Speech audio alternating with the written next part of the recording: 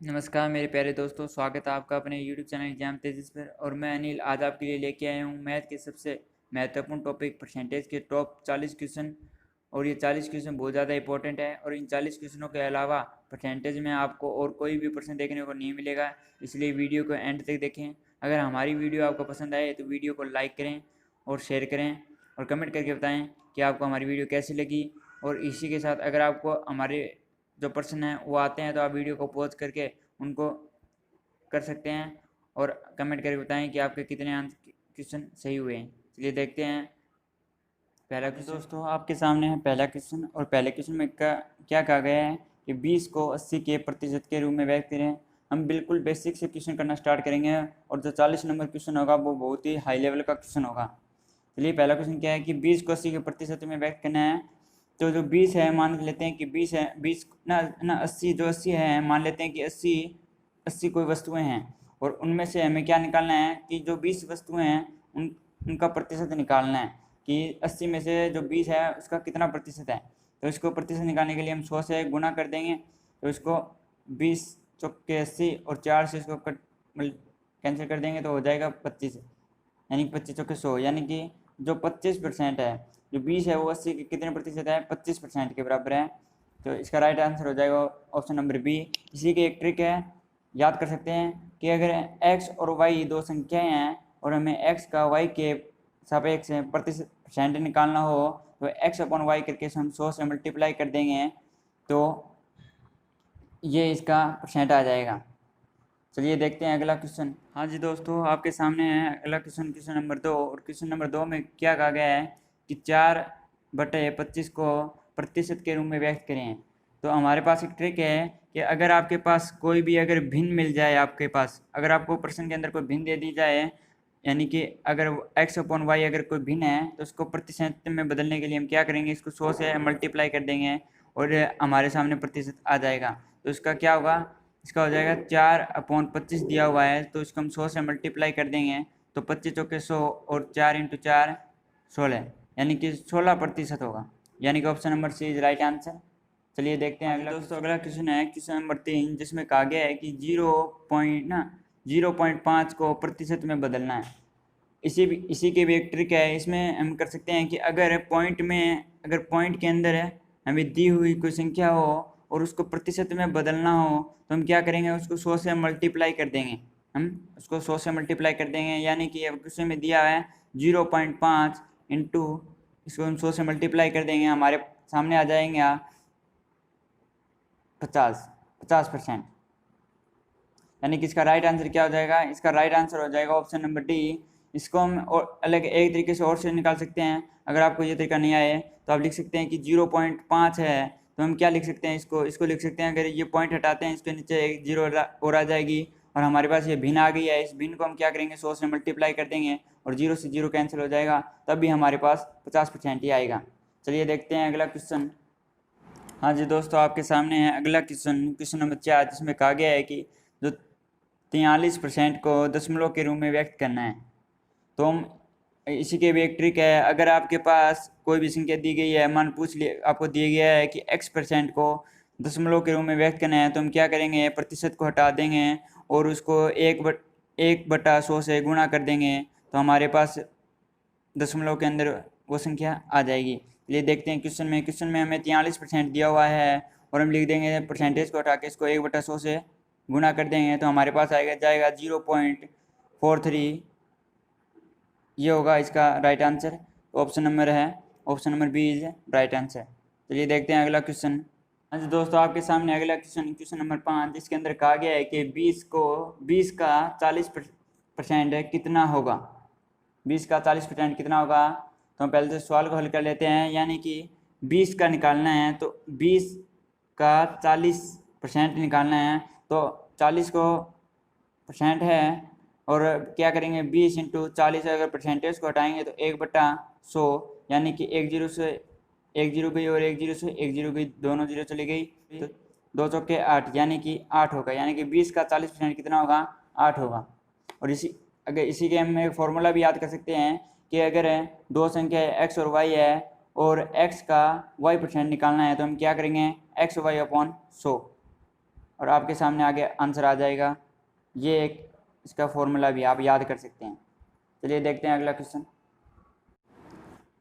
हाँ जी दोस्तों, हमारे सामने अगला क्वेश्चन नंबर 6 है, जिसमें कहा गया है यदि किसी वस्तु की कीमत 20 से बढ़कर 30 हो गई तो वस्तु की कीमत में कितने प्रतिशत की वृद्धि हुई। पहले हम आपको ट्रिक बता देता हूँ कि मान लेते हैं कि कोई भी वस्तु की कीमत है, उसकी कीमत x थी और वो बढ़कर y हो गई, तो कितने परसेंट की वृद्धि हुई ये निकालना है। तो हम क्या करेंगे, x से बढ़कर y हुई है तो y minus x upon x के सापेक्ष निकालना है। यानी कि पहले वस्तु की कीमत कितनी थी, x थी, और इसको परसेंटेज निकालने के लिए हम इसको 100 से मल्टीप्लाई कर देंगे तो हमारे सामने आंसर आ जाएगा। अब हम सवाल को हल करते हैं। सवाल में कहा गया है कि ये x है और ये y है, तो 20 से बढ़कर 30 हो गई है, तो यानी कि 30 माइनस 20 अपॉन 20, यानी कि x को इसके बटे में रखना है और इसको 100 से मल्टीप्लाई कर देंगे। यानी कि 20 5 100, और यहाँ से माइनस होगा, यहाँ से हमारे पास आ जाएगा 10, और 5 से मल्टीप्लाई कर देंगे तो उत्तर आ जाएगा 50।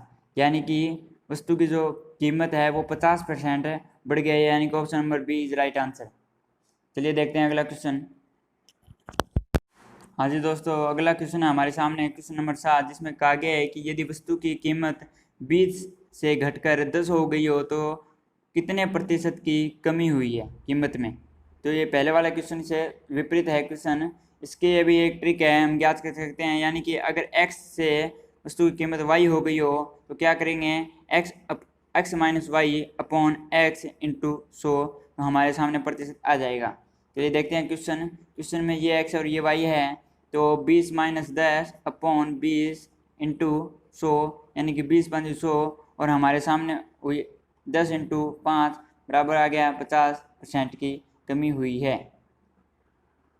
यानी कि option number B is right answer. चलिए देखते हैं अगला क्वेश्चन। हाँ जी दोस्तों, स्वागत है आपका अगले क्वेश्चन नंबर 8 में। उसमें कहा गया है कि दिल्ली से जयपुर का किराया 200 रुपये है। यदि किराए में 10% की वृद्धि की गई हो तो अब कुल किराया कितना होगा। तो पहले हम ट्रिक देखते हैं कि क्या ट्रिक है। और ट्रिक में है कि अगर किराया ए है, अगर कोई किराया ए है और इसमें अंदर x% की वृद्धि की जाए तो क्या होगी, हमारा फॉर्मूला क्या बनेगा, फॉर्मूला बनेगा a इंटू 100 प्लस x बटे 100, और हमारे सामने इसका आंसर आ जाएगा। चलिए देखते हैं क्वेश्चन को हल करके कि आंसर आता है कि नहीं। क्वेश्चन में दिया है कि किराया ए क्या है, ए है 200 इंटू 100, और x क्या है, x है 10 और अपॉन में 100, और यहाँ पे आएगा 200 इंटू ऊपर आ जाएगा 110 अपॉन 100, यानी कि 2 0 से 2 0 गई, यानी कि हमारे पास आंसर आ गया 220। यानी कि जो किराया है वो बढ़कर 220 हो जाएगा, यानी कि option number B is right answer. चलिए देखते हैं अगला क्वेश्चन।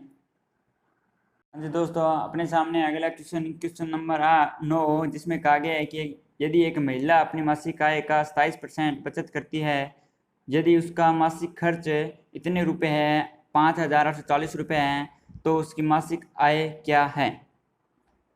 तो हम इसको पहले बेसिक तरीके से करते हैं। बेसिक तरीका है कि माना कि महिला की जो आय है वो 100 रुपये है, 100% है पूरी, और इसमें से इसने क्या है कि 27% बचत कर लिए हैं, यानी कि 27% उसने बचा लिए थे, और उसके पास उसने खर्च कितने कर दिए, तो उसने 73% उसने खर्च कर दिए। लेकिन प्रश्न के अंदर 73% की क्या वैल्यू दी गई है, 73% की वैल्यू दी गई है 5,840 रुपये। तो हम 1% की वैल्यू निकाल लेंगे, वो आ जाएगी, इसको डिवाइड कर देंगे, वो आ जाएगी, डिवाइड कर देते हैं 73 से। और हम अगर आपको ऐसे लंबे भाग मिल जाते हैं तो आप लास्ट वाली संख्या को मल्टीप्लाई करके देख सकते हैं कि उसके फाड़े में 4 कब आता है। तो हम क्या करते हैं, हमें पता है कि 3 8 24 होता है, यानी कि ये 8 से पूरा भाग चला जाएगा, यानी कि 1% की वैल्यू क्या आ जाएगी 80। लेकिन हमें किसकी निकालनी है, हमें 100% की वैल्यू निकालनी है कि उसकी मासिक आय पूछी है। तो 100% की वैल्यू क्या आ जाएगी, 100% की वैल्यू आ जाएगी 100 से मल्टीप्लाई कर देंगे 8000, यानी कि ऑप्शन नंबर डी। हाँ जी, इसका एक फॉर्मूला भी है, वो भी मैं आपको बता देता हूँ कि इसका फॉर्मूला है कि मान लेते हैं कि ये उसका खर्च है ए, और इसको हम 100 से मल्टीप्लाई कर देंगे, और भाग में क्या करेंगे 100 माइनस उसकी कितनी बचत है वो उसकी बचत कर देंगे माइनस, यानी कि बचत को मान लेते हैं एक्स, ये है ए और ये है एक्स, तो बचत को माइनस कर देंगे और खर्च को 100 से मल्टीप्लाई कर देंगे तो हमारे सामने आंसर आ जाएगा। चलिए देखते हैं अगला क्वेश्चन। हाँ जी दोस्तों, आपके सामने अगला क्वेश्चन, क्वेश्चन नंबर 10, जिसके अंदर कहा गया है, ये अभी आपके सामने थोड़ा सा कठिन प्रश्न आ गया है, तो आप इसको थोड़ा ध्यान से देखिए, लेकिन मैं आपको बिल्कुल बेसिक तरीके से बताऊंगा, वो भी चुटकियों के अंदर आप ऐसे सवाल हल कर सकते हैं। क्वेश्चन नंबर 10 में क्या कहा गया है, यदि एक व्यक्ति अपनी आय का 80% खर्च करता है, यदि उसकी आय में 50% की वृद्धि हो गई तथा खर्च में 40% की वृद्धि हो गई तो बचत में प्रतिशत वृद्धि ज्ञात करनी है। बिल्कुल बेसिक तरीका बताऊंगा मैं आपको, बिल्कुल ही बेसिक तरीका, कि हम मान लेते हैं कि उसकी आय 100 थी और उसने खर्च कितने कर दिए, उसने 80% उसने खर्च कर दिए, तो उसके पास बचत कितनी हो गई, उसके पास बचत हो गई 20 की, यानी कि ये है बचत और ये है खर्च और ये उसकी थी आय। अब आगे क्या कहा गया है, आगे कहा गया है कि अगर उसकी आय में 50% की वृद्धि हो जाती है, यानी कि 100 का 50% कितना होता है, 50 होता है, यानी कि 100 का 50% कितना होता है, 50 होता है, यानी कि उसकी आय हो गई 150, और उसके खर्च खर्च में 40% की वृद्धि हो जाती है, यानी कि खर्च क्या है 80, पहले 80 खर्चता था, अब 40% की वृद्धि हो गई, यानी कि 80 का 40% निकालेंगे, तो मैंने पहले वाले क्वेश्चन में आपको बताया कि कैसे निकालेंगे, तो 80 इंटू 40 भाग में 100, यानी कि 2 जीरो से दोनों जीरो चली गई और 8 के 32, यानी कि 32 रुपए की वृद्धि हो गई है, तो इसको ऐड कर लेंगे इसके अंदर ऐड करते ही ये हो जाएगा 112। और इसने पूछा है कि अब बचत में प्रतिशत वृद्धि ज्ञात करें, तो उसकी बचत अब कितनी रहेगी, इसको इसके अंदर से माइनस कर लेंगे तो हमारे सामने आंसर आ जाएगा 38। और अभी आप बता सकते हैं कि इसके बचत में कितनी वृद्धि हुई है, 18 रुपये वृद्धि हुई है। और अब 18 कितने परसेंट है, मैंने आपको पहले क्वेश्चन में आपको ये बताया कि कैसे निकालेंगे, 18 20 का कितने परसेंट है, तो 18 और अपॉन में 20 इंटू में 100, यानी कि 20 5 100 और 18 5 90, यानी कि इसकी बचत में 90% की वृद्धि हुई है। और इसका एक फॉर्मूला भी है, फॉर्मूला मैं आपको बता देता हूँ, इसका फॉर्मूला है 100b माइनस ए सी अपॉन 100 माइनस ए, और आपके सामने आंसर आ जाएगा कि कितने बचत में कितनी प्रतिशत की वृद्धि हुई है। और यहाँ पे जो बी है वो क्या है ना, यहाँ पे जो ए है, ए बता देता हूँ मैं आपको, ए है खर्च है 80% जो खर्च है वो है, और बी है वो उसके आय में 50% की वृद्धि हुई है वो है, और जो सी है वो क्या है, खर्च में 40% की वृद्धि हुई है वो है। चलिए फॉर्मूले से भी निकाल सकते हैं हम, 100 इंटू 50 माइनस ए क्या है, ए है 80 इंटू सी क्या है 40 अपॉन में 100 माइनस ए क्या है 80, तो हम इसको मल्टीप्लाई कर देते हैं, ये हो जाएगा 5000 माइनस 8 के 3200 और भाग में हो जाएगा 80 अगर 20, और इसको इसके अंदर से माइनस करते हैं तो आपके सामने बच जाएगा 1800, और इसको डिवाइड कर देंगे 20 से, यानी 10 से 10 कैंसिल, और 180 में भाग देंगे 90%, यानी कि 90% आपका आंसर आ जाएगा, यानी कि 90% की वृद्धि हुई है। हाँ जी दोस्तों, कैसी लगी हमारी वीडियो, अगर हमारी वीडियो आपको पसंद आई हो तो वीडियो को लाइक करें और चैनल को सब्सक्राइब करें, और साथ में बेल आइकन को भी प्रेस कर लें, ताकि जैसे ही हम अगली कोई वीडियो अपलोड करते हैं तो आपको तुरंत नोटिफिकेशन मिल जाए। तो धन्यवाद, और कमेंट करके बताना कि कैसी लगी हमारी वीडियो।